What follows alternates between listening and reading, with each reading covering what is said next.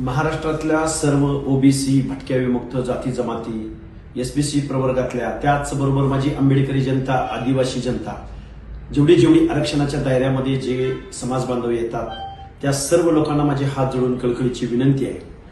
परवा दिवशी 5 तारखेला आपल्याला बारामतीला लाखोच्या जनसंख्येनं उपस्थित राहायचं आहे. आपला मोर्चा होतोय ओबीसी आरक्षणाच्या बचावासंदर्भातला.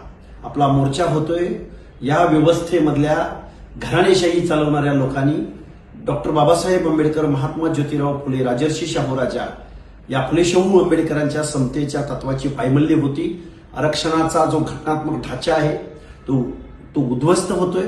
तेव्हा बारामती आणि बारामती परिसरातील, मग ते शिरूर असो, दौंड असो, इंदापूर असो, फलटण असो, मानखटाव असो, की आमचं पुरंदर असो, नीरा असो, लोणंद असो, या सर्व परिसरातल्या, सासवड असो, या सर्व परिसरातल्या लोकांना माझे हात जोडून कळकळीची विनंती आहे आपल्या ओबीसी आरक्षणाच्या बचावासाठी.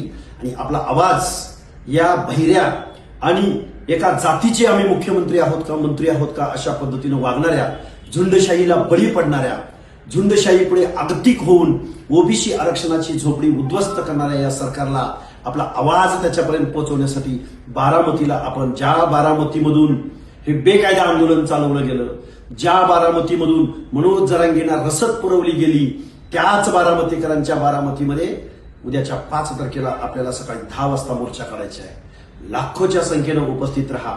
जय हिंद, जय भीम, जय ज्योती, जय अहिल्या.